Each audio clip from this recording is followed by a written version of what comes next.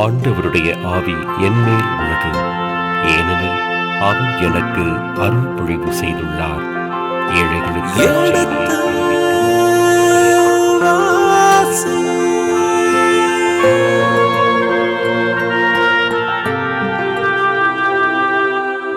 எடுத்து வாசி.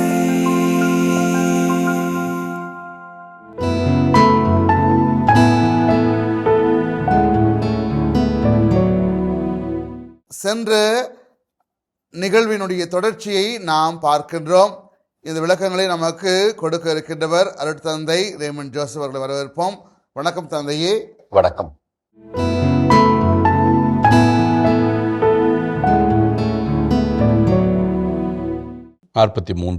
அவருடைய பணியாளன் இந்த 100 பேருக்கு இவற்றை நான் எப்படி பரிமாறுவேன்? இதே கேள்வியைத்தான் அங்கே சீடர்கள் கேட்பாங்க. இருக்கிறதே 5 அப்பமும் 2 மீனும் தான்.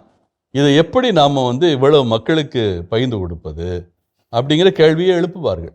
அவரோ இவற்றை மக்களுக்கு உண்ண கொடு, ஏனெனில் உண்ட பெண்ணும் மீதி இருக்கும் என்று ஆண்டவர் கூறுகிறார் என்றார். இயேசுவும் அதே மாதிரி சொல்வார், மீதம் இருக்கும் அப்படிங்கிறார். இது உண்ணக்கொடு, மீதம் இருந்தது.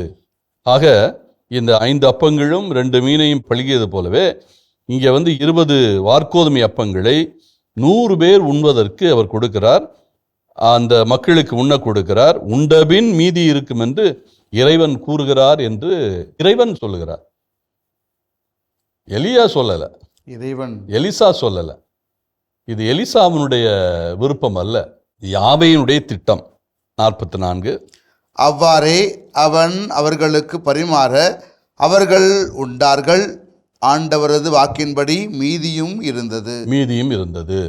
இங்கே மீதி இருந்தது என்று பொதுவாக சொல்லிவிட்டார்கள். ஆனால் நற்செய்தியில் 12 கூடைகளில் மீதத்தை சேகரித்து வைத்தார்கள் என்கிற கருத்து வரும். 12 என்பது அவர்களை பொறுத்த மட்டில் 12 சீடர்களை குறிக்கிறது, அல்லது 12 இஸ்ராயல் இனங்களை, குலங்களை குறிக்கிறது. எனவே அந்த புதிய ஏற்பாடு பழைய ஏற்பாட்டினுடைய விளக்கமாக அமைகின்றது. எனவே அந்த அடிப்படையில் தான் இந்த அப்பம் பழுகின்ற நிகழ்வை பார்க்க முடிகிறது. இது எலிசா செய்த 8வது வல்ல செயல். இத்தோடு இந்த பகுதி முடிகிறது. இந்த 4ஆம் அதிகாரம் நிறைவு பெறுகிறது. இதுவரை 8 வல்ல செயல்களை இறைவாக்கினர் செய்திருக்கிறார். 8 வல்ல செயல்களையும் ஒரு தண்டனையை. இந்த தண்டனை எரிக்கோவிலே நிகழ்ந்தது. கரடிகள் 42 இளைஞர்களை பந்தாடியதை நாம் சுட்டி காட்டினோம்.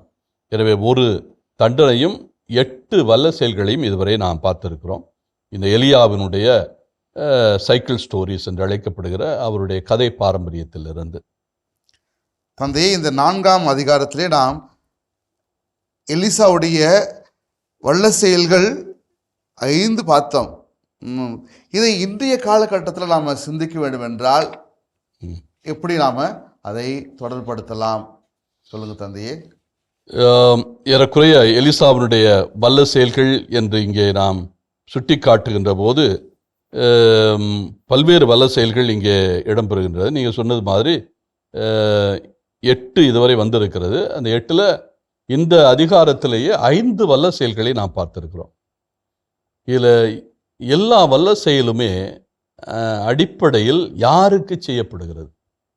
யாவே மக்களுக்கு.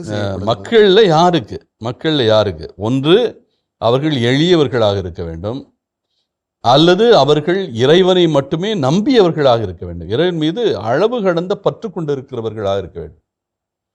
பணக்காரர்களாக இருந்தால் கூட, பணம் படைத்தவர்களாக இருந்தால் கூட, இறையடியார்கள் மீது அன்பும் பற்றும் பாசமும் கொண்டவர்களாக, இறைவன் மீது, யாவையின் மீது நம்பிக்கை கொண்டவர்களாக இருக்க வேண்டும். அவர்களுக்குத்தான் இந்த வல்ல செயல்களெல்லாம் செய்யப்படுகின்றது.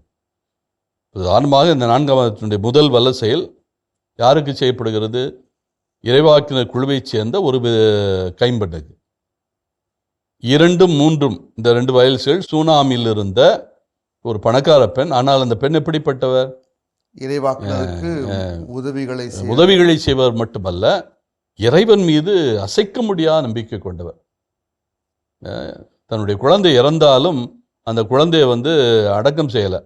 இறைவாக்கினரால் இது முடியும், அவர் நம்புகிற கடவுளால் முடியும் என்கிற அந்த அசைக்க முடியாத நம்பிக்கை. அதே மாதிரி தான் அதுக்கு அடுத்து வருகின்ற வல்ல செயல் 2. கூழில் நஞ்சு கலக்கின்ற போது யாருக்கு கூழ் கொடுக்கப்படுகிறது? இறைவாக்கினர் குழுவில், சாமானியர்கள். அதே மாதிரி அப்பம் யாருக்கு பழுகிறது? இறைவாக்கியல் குழுவில் இருக்கிற அந்த மக்களுக்கு, எளிய மக்களுக்கு. அரசர்களுக்கென்று எந்த வல்ல செயலையும் எலிசா இதுவரை செய்வது. எல்லாம் நாட்டு மக்களுக்காக, மக்களுடைய நலனுக்காக. அப்ப மக்கள் மையம் தான் இறைவாக்கினுடைய பணி. மக்கள் மையம். இப்போ மக்களை மையப்படுத்தாமல் இறைவாக்கு பணி செய்கின்ற போது இந்த பணியில் பொருள் இல்லை என்பதை இந்த அதிகாரம் தெளிவாக சுட்டி காட்டுகின்றது. இவர் மக்களை தேடித்தான் போறாரு, மக்கள் மத்தியில் தான் வாழ்கிறார். திருத்தூதர் பவுலை பற்றி சொல்லுகின்ற போது வழக்கமாக அவர் மக்கள் மத்தியில் தான் பயணிப்பார் என்று சொல்வார். அவர் உருவாக்கியதே மக்கள் திரு அவை, அதாவது குடும்ப திரு அவை என்று சொல்வார்கள். இந்த ஃபேமிலி சர்ச், ஒய்கியா எக்லேசியா, அதாவது குடும்ப திரு அவை. குடும்பங்களிலே திரு அவையை உருவாக்குகிறார். அந்த குடும்ப திரு அவைகள் தான் எல்லா இடங்களிலும் பரவுகிறது. ஒரு இடத்தை மையப்படுத்தியோ அல்லது கட்டடத்தை மையப்படுத்தியோ திரு அவையை அவர் உருவாக்கவில்லை. போகிற இடங்களிலெல்லாம் பவுலடியார் எங்கே தங்குவார்னா ஏதாவது ஒரு வீட்டில் தங்குவார். இது அவருடைய பணி தொடங்கியதிலிருந்து இது இப்படி தான் நடக்குது. எப்போ சின்ன ஆசியா பகுதிக்கு அவர் உள்ள நுழைந்தாரோ, முதல் பிசித்தியா நாட்டு அந்தியோக்கியாவுக்கு போவார். அங்கே இருந்த பெண்கள் அவரை எங்களோட தங்கும் என்று அழைக்கிறார்கள். அவரும் பர்னபாவும் சேர்ந்து போய் தங்குறாங்க, வீடுகளெல்லாம் தங்குறாங்க, மக்களோடு தொடர்பில் இருக்கிறார். மற்ற இடங்களில் இதை பற்றிய செய்தி இல்லாவிட்டாலும் அவர் அப்படித்தான் தங்கியிருக்கணும். அப்படித்தான் லீஸ்திராவில் அவருக்கு ஒரு குடும்பம் அறிமுகமாகிறது, தீமோத்தேயுவினுடைய குடும்பம். பிறகு அவருடைய பாட்டியை பற்றி ஸ்லாகித்து சொல்லுவார். தீமோத்தேயுடைய பாட்டி எந்த அளவுக்கு இவருடைய பணியில் சிறப்பு செய்தார், தீமோத்தேயை வளர்ப்பதிலே எவ்வளவு அக்கறை காட்டினார் என்ற சிறப்புகளை எல்லாம் சொல்வார். மீண்டும் பிலிப்பிக்கு போன போது, முதல் ஐரோப்பா கண்டத்துக்குள்ளே நுழைந்த போது, திருத்தூதர் பவுல் தான் முதல் கண்டம் விட்டு கண்டம் தாவுகிறவர். வேற யாரும் போவதற்கு முன்னாலே 51 கண்டம் விட்டு கண்டம் தாவுகிறார். மற்ற திருத்தூதர்கள் எல்லாம் 52க்கு பிறகுதான் பாலஸ்தீனத்தை விட்டே வெளியேறுகிறார்கள். அது தோமையார் முதற்கொண்டு அத்தனை பேரும் 52க்கு பிறகுதான் பாலஸ்தீனத்தை விட்டே புறப்படுகிறார்கள். திருத்தூதர் பவுல் 51 எங்கே போக போறாரு? பிலிப்பி போகிறார். அதாவது மகதோனியா போய்விடுகிறார். மாசிதோனியா என்று அழைக்கப்படுகிறார். மகதோனியா போய்விடுகிறார். கிரேக்க நாட்டுக்கு உள்ள நுழைஞ்சிறார். 51 முதல் திருமுகமே எழுதிவிடுகிறார். தெசலோனிக்கர்கள் எழுதிய முதல் திருமுகம் கொரிந்திலிருந்து எழுதுகிறார். அவர் பிலிப்பி நகரத்தில் நுழைந்தவுடனே எங்கே போய் தங்குகிறாரு? லீதியா என்று அழைக்கப்படுகிற தியாத்ரா நகரத்து அந்த பெண் அழைக்கிறார், அந்த வீட்டில் போய் தங்குறார். அதன் பிறகு கொரிந்துக்கு வருகிறார். கொரிந்தில் எங்கே போய் தங்குறாரு? ரோமையிலிருந்து தங்கிய இவர் செய்த அதே தொழிலை செய்த, இவர் செய்த தொழில் கூடாரம் பின்னுவது. இவர் செய்த அதே தொழிலை செய்த ஒரு குடும்பம், அக்கிலா பிரிசிலா, இந்த குடும்பத்தில் தான் தங்குகிறார். அந்த சமயத்தில் 18 மாதங்கள் அங்கே தங்கியிருந்தார். அதாவது தன்னுடைய பயணத்தில் மொத்தமே 3 ஆண்டுகள் தான் இந்த பயணம், 50லிருந்து 52. இந்த 3 ஆண்டு பயணத்தில் 18 மாதங்கள் கொரிந்திலே தங்கியிருக்கிறார். 51லிருந்து 52 முடிய 1.5 ஆண்டுகள் கொரிந்திலே தங்கியிருந்து இந்த அக்கிலா பிரிசிலா வீட்டில் தான் தங்கியிருக்கிறார். அப்போ மக்களை எங்கே சந்திப்பார்? வீடுகளில் தான். அப்போ அவர் உருவாக்கிய திருவை எப்படி? எந்த திருவை? இல்ல திருவை. எனவே மக்கள் மையமாக அவர் பயணித்ததுனால தான் இன்றைக்கும் அவர் எழுதிய திருமுகங்கள் நிலைத்து இருக்கிறது. இல்லைன்னா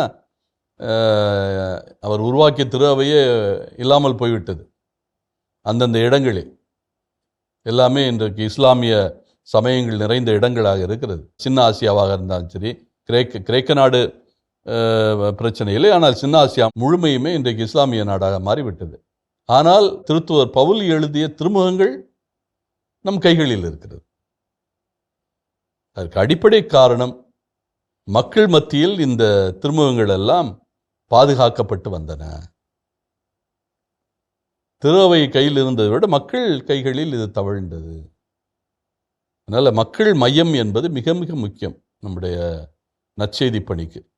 அதைத்தான் நாம் எலிசா இறைவாக்கினுடைய பணியிலிருந்து அறிந்து கொள்கிறோம். அவருடைய பணி அசாத்திய பணி, மக்களை நோக்கிய பணி, மக்கள் மத்தியில் இருக்கிற பணி. மக்களை உதறி தள்ளிவிட்டு, மக்களை புறம் தள்ளிவிட்டு நாம் பணியாற்றவே முடியாது. வசதி படைத்தவர்களுக்கும் அல்லது வாய்ப்புள்ளவர்களுக்கு மட்டும் நாம் பணியாற்ற முடியாது. யார் யார் தேவையில் உள்ளார்களோ அவர்களுக்கு பணியாற்றுவது. திருத்தந்தை பிரான்சிஸ் அதைத்தான் வலியுறுத்தி சொன்னார். பீப்புள் இன் த பெரிஃபரி என்று சொல்வார். அதாவது ஓரங்களில் இருக்கிற மக்கள், ஓரம் கட்டப்பட்ட மக்கள் அல்லது விளிம்பு நிலையில் இருக்கிற மனிதர்கள், விளிம்பு நிலை மனிதர்கள். அப்படிப்பட்ட விளிம்பு நிலை மனிதர்களை நோக்கித்தான் எலிசாவினுடைய பணி மிக ஆழமாக இருந்தது. அப்போ அந்த மக்களுடைய தேவை அவருக்கு புரிகிறது. அந்த தேவைக்கு ஏற்றபடி அவர் செயலாற்றுகிறார். இறைவன் வழியாக செயலாற்ற முடிகிறது. அது அசாத்திய செயலாக இருந்தால் கூட இறைவன் அவருக்கு துணை நிற்கிறார். என்றால் அது யாருக்கு செய்யப்படுகின்ற செயல்? விளிம்பு நிலை மக்களுக்கு செய்யப்படுகின்ற செயல், சாமானிய மக்களுக்கு செய்யப்படுகின்ற செயல். இப்போ இதுதான் நாம் எலிசாவினுடைய இந்த வலு செயல்களின் வழியாக, இந்த 4ஆம் அதிகாரத்தின் வழியாக அறிந்து கொள்ள வேண்டிய மிக முக்கியமான செய்தி. நன்றி தந்தையே. அருமையாக நீங்கள் ஒரு இறைவாக்கினர் எவ்வாறு மக்கள் மைய நிலைகளிலிருந்து செய்கிற ஒவ்வொரு காரியமும் போற்றப்படுகிறது என்பதை தெளிவுபடுத்தினீங்க. மிக்க நன்றி தந்தையே. அரசர்கள் 2ஆம் நூல், அதிகாரம் 4. அப்பொழுது இறைவாக்கினர் குழுவினரை சார்ந்த ஒருவரின் மனைவி எலிசாவிடம் வந்து கதறி அழுது, உம் அடியவனாகிய என் கணவர் இறந்துவிட்டார். அவர் ஆண்டவருக்கு அஞ்சி நடந்தவர் என்பது உமக்கு தெரியும். அவருடைய கடன்காரன் என் 2 பிள்ளைகளையும் தனக்கு அடிமைகளாக எடுத்துக்கொள்ள வந்திருக்கிறான் என்றார். எலிசா அவரை நோக்கி, நான் உனக்கு என்ன செய்ய வேண்டும்? உன் வீட்டில் என்ன வைத்திருக்கிறாய் என்று சொல் என்றார். அதற்கு அவர், உம் அடியவளாகிய என்னிடம் கலயத்தில் சிறிது எண்ணெய் மட்டுமே இருக்கிறது, வேறு ஒன்றும் வீட்டில் இல்லை என்றார். எலிசா, நீ சுற்றிலும் சென்று உன் அண்டை வீட்டார் அனைவரிடமிருந்தும் பல வெற்று பாத்திரங்களை கேட்டு வாங்கிக்கொள். நீ உன் புதல்வருடன் வீட்டினுள் சென்று கதவை மூடிக்கொள். பாத்திரங்களில் அந்த எண்ணெயை ஊற்று, நிறைந்தவற்றை ஒரு பக்கத்தில் எடுத்து வை என்றார். அவ்வாறே அவரும் தம் புதல்வருடன் வீட்டினுள் சென்று கதவை மூடிக்கொண்டார். அவர்கள் எடுத்து தந்த கிண்ணங்களில் அவர் எண்ணெய் ஊற்றினார். எல்லா பாத்திரங்களும் நிறைந்த பின் அவர் தம் மகன் ஒருவனை நோக்கி, இன்னும் ஒரு பாத்திரம் கொண்டு வா என்றார். அதற்கு அவன், வேறு பாத்திரம் இல்லை என்றான். அத்தோடு எண்ணெய் வருவதும் நின்றுவிட்டது. கடவுளின் அடியவரிடம் அவர் வந்து அதை அறிவித்தார். அதற்கு அவர், நீ போய் எண்ணெயை விற்று உன் கடனை தீர்த்துவிடு, எஞ்சியதை கொண்டு நீயும் உன் புதல்வரும் பிழைத்துக் கொள்ளுங்கள் என்றார். ஒரு நாள் எலிசா சூனேமுக்கு சென்றார். அங்கே இருந்த பணக்கார பெண் ஒருவர் அவரை உணவருந்தும்படி வற்புறுத்தினார். அதன் பின் அவர் அவ்வழியே சென்ற போதெல்லாம் அங்கே உணவருந்திவிட்டு செல்வார். அவர் தம் கணவனை நோக்கி, நம்மிடம் அடிக்கடி வரும் ஆண்டவரின் அடியவர் புனிதர் என்று நான் கருதுகிறேன். ஆதலால் வீட்டு மேல் தளத்தில் சிறு அறை ஒன்றை அவருக்காக கட்டி அதில் படுக்கை, மேசை, நாற்காலி, விளக்கு முதலியன தயார்படுத்தி வைப்போம். அவர் வரும்பொழுதெல்லாம் அங்கே தங்கிச் செல்லட்டும் என்றார். ஒரு நாள் எலிசா அங்கு வந்து மாடி அறையில் தங்கி ஓய்வு எடுத்துக் கொண்டிருந்தார். பின்பு அவர் தம் பணியாளன் கேகசியை நோக்கி, அந்த சூனேம் பெண்ணை கூப்பிடு என்றார். அவனும் அவரை அழைத்து வர அவர் அவர் முன்னே வந்து நின்றார். அப்பொழுது அவர் கேகசியை நோக்கி, நீ அவளிடம், அம்மா, நீங்கள் எங்களுக்காக இவ்வளவு சிரமம் எடுத்திருக்கிறீர்கள், ஏதாவது உதவி செய்ய வேண்டுமா? அரசரிடமோ படைத்தலைவரிடமோ பரிந்து பேசும்படி ஏதாவது உண்டா என்று கேள் என்றார். அதற்கு அவர், என்னுடைய இனத்தாரிடையே நான் நலமாய்த்தான் வாழ்ந்து வருகிறேன் என்று பதிலளித்தார். மீண்டும் எலிசா வேறு எந்த விதத்தில் அவருக்கு உதவி செய்யலாம் என்று கேட்டார். அதற்கு கேகசி, அவருக்கு குறை ஏதும் இல்லை, ஆனால் அவருக்கு பிள்ளை இல்லை, அவருடைய கணவருக்கும் வயதாகிவிட்டது என்றான். எலிசா, அவளை இங்கு வரச் சொல் என்றார். அவ்வாறே அவன் அவரை அழைக்க அவரும் கதவருகில் வந்து நின்றார். எலிசா அவரை நோக்கி, அடுத்த ஆண்டு இதே பருவத்தில் உனக்கு ஒரு மகன் பிறந்திருப்பான் என்றார். அதற்கு அவர், என் தலைவரே, கடவுளின் அடியவரே, உம் அடியவளை ஏமாற்ற வேண்டாம் என்றார். எலிசா அப்பெண்ணுக்கு முன்னறிவித்தவாறே அவர் கருவுற்று அடுத்த ஆண்டு அதே பருவத்தில் ஒரு மகனை பெற்றெடுத்தார். குழந்தையும் வளர்ந்தான். ஒரு நாள் அவன் அறுவடை செய்வோருடன் இருந்த தன் தந்தையிடம் சென்றான். அவன் தன் தந்தையிடம், ஐயோ, தலை வலிக்கிறது, தலை வலிக்கிறது என்று சொன்னான். தந்தையும் தம் வேலையாள் ஒருவனிடம், நீ இவனை இவன் தாயிடம் தூக்கி கொண்டு போ என்றார். அவன் அப்படியே பிள்ளையை தூக்கிச் சென்று அதன் தாயிடம் கொண்டு வந்து விட்டான். நண்பகல் வரை அவர் மடியில் கிடந்த பின் அது இறந்து போனது. அவரோ கடவுளுடைய அடியவரின் அறைக்கு சென்று அவருடைய படுக்கையின் மேல் பிள்ளையை கிடத்தினார். பின்னர் கதவை பூட்டிவிட்டு வெளியே வந்தார்.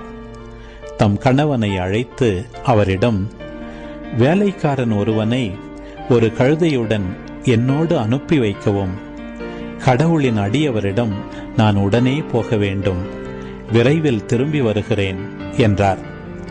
அதற்கு அவருடைய கணவர், நீ அவரிடம் போக வேண்டிய காரணம் என்ன?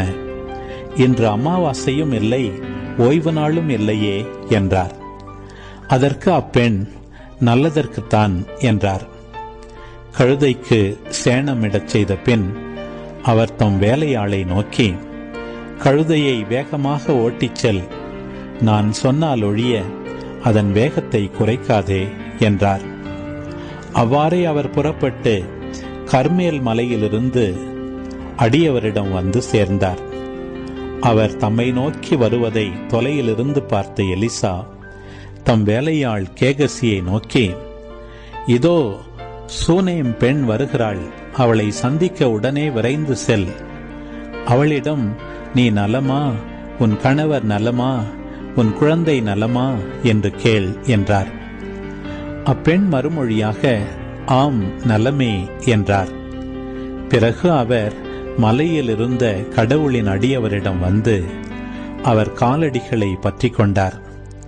அவரை அப்புறப்படுத்த கேகசி அருகில் வந்தபோது கடவுளின் அடியவர், அவளை விட்டுவிடு, ஏனெனில் அவளது உள்ளம் துயரத்தில் ஆழ்ந்துள்ளது, ஆண்டவர் அதை எனக்கு அறிவிக்காமல் மறைத்துவிட்டார் என்றார்.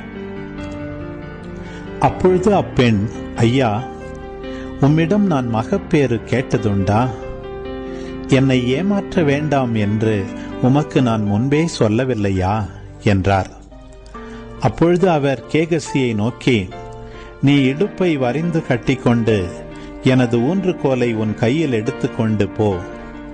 வழியில் யாரையாவது கண்டால் வணக்கம் செய்யாதே. உனக்கு யாராவது வணக்கம் செய்தாலும் பதில் வணக்கம் செய்யாதே. என் ஊன்றுகோலை பிள்ளையின் முகத்தின் மேல் வை என்றார். ஆனால் பிள்ளையின் தாய், வாழும் ஆண்டவர் மேல் ஆணை, உம் உயிர் மேலும் ஆணை, உம்மை நான் விடமாட்டேன் என்றார். எனவே எலிசா எழுந்து அவரை பின்தொடர்ந்து சென்றார். கேகசி இவர்களுக்கு முன்பே புறப்பட்டு சென்று ஊன்றுகோலை பிள்ளையின் முகத்தின் மேல் வைத்தான். ஆயினும் பிள்ளைக்கு பேச்சும் இல்லை, மூச்சும் இல்லை. எனவே அவன் தன் தலைவரை எதிர்கொண்டு வந்து பிள்ளை கண் திறக்கவில்லை என்று அறிவித்தான். எலிசா வீட்டினுள் நுழைந்த போது இறந்த பிள்ளை தம் படுக்கையில் கிடப்பதை கண்டார். உடனே அவர் உள்ளே சென்று அவர்கள் இருவரும் வெளியே இருக்க கதவை தாழிட்டு கொண்டு ஆண்டவரை நோக்கி மன்றாடினார். பின்பு படுக்கையின் மேல் ஏறி வாயோடு வாயும் கண்களோடு கண்களும் கைகளோடு கைகளும் வைத்து பிள்ளையின் மேல் படுத்தார். உடனே பிள்ளையின் உடம்பில் சூடு ஏறியது. பின்பு கீழ் இறங்கி அறையிலேயே அங்கும் இங்கும் உலாவினார். மறுபடியும் படுக்கையின் மேல் ஏறி அவன் மீது படுத்துக் கொண்டார். அப்பொழுது பிள்ளை 7 முறை தும்மிய பின் கண் திறந்தது. எனவே எலிசா கேகசியை கூப்பிட்டு, அந்த சூனேம் பெண்ணை அழைத்து வா என்றார். அவ்வாறே அவன் அழைக்க அவர் எலிசாவிடம் வந்தார். அவர் அப்பெண்ணை நோக்கி, உன் மகனை தூக்கிக்கொள் என்றார். அப்பெண் உள்ளே வந்து அவர் காலடியில் தரை மட்டும் வீழ்ந்து வணங்கிய பின் தன் மகனை தூக்கி கொண்டு போனார். எலிசா கில்காலுக்கு திரும்பினார். அப்பொழுது நாட்டில் பஞ்சம் நிலவியது. இறைவாக்கினர் குழுவினர் அவர் முன் அமர்ந்திருக்கையில் எலிசா தம் பணியாளன் ஒருவனை நோக்கி, நீ ஒரு பெரிய பானையை எடுத்து அதில் இறைவாக்கினர் குழுவினருக்கு கூழ் காய்ச்சு என்றார். அப்பொழுது அவர்களுள் ஒருவன் காட்டுக்கீரை பறிப்பதற்காக வயலுக்கு சென்றான். அங்கே அவன் பேய் குமட்டி கொடியை கண்டு அதன் காய்களை தன் போர்வை நிறைய பறித்து கொண்டு வந்தான். அவை என்னவென்று தெரியாமல் அவற்றை நறுக்கி பானையில் போட்டு அவன் வேக வைத்தான். பின்பு அவன் அவர்கள் உண்ணுமாறு அதை பரிமாறினான். அவர்கள் அந்த கூழை உண்ணத் தொடங்கியதும், கடவுளின் அடியவரை, பானையிலே நஞ்சு என்று அலறினர். அவர்களால் அதை மேலும் உண்ண முடியவில்லை. அப்பொழுது அவர், கொஞ்சம் மாவு கொண்டு வாருங்கள் என்றார். அவர் அதை பானையில் போட்டு, இவர்கள் உண்ணும்படி இதை பரிமாறுங்கள் என்று சொன்னார். பானையில் இருந்தது அவர்களுக்கு ஒரு தீங்கும் செய்யவில்லை. பாகால் சாலிசாவை சார்ந்த ஒரு மனிதர் புது தானியத்தில் செய்யப்பட்ட 20 வார்கோதுமை அப்பங்களையும் தம் கோணி பையில் முற்றிய தானிய கதிர்களையும் கடவுளின் அடியவரிடம் கொண்டு வந்தார். எலிசா மக்களுக்கு உண்ணக்கொடு என்றார். அவருடைய பணியாளன், இந்த 100 பேருக்கு இதை நான் எப்படி பரிமாறுவேன் என்றான். அவரோ, இவற்றை இம்மக்களுக்கு உண்ணக்கொடு, ஏனெனில் உண்ட பின்னும் மீதி இருக்கும் என்று ஆண்டவர் கூறுகிறார் என்றார். அவ்வாறே அவன் அவர்களுக்கு பரிமாற அவர்கள் உண்டனர். ஆண்டவரது வாக்கின்படி மீதியும் இருந்தது. இந்த நிகழ்ச்சியினுடைய தொடர்ச்சியை நாம் அடுத்த நிகழ்வில் பார்ப்போம். இயேசுவுக்கே புகழ், இயேசுவுக்கே நன்றி, மரியே வாழ்க. நாமான் என்கின்ற சிரியா நாட்டு படைத்தலைவன். இவனுக்கு என்ன நேர்ந்தது? இவன் ஏன் இஸ்ராயலுக்கு வந்தான்?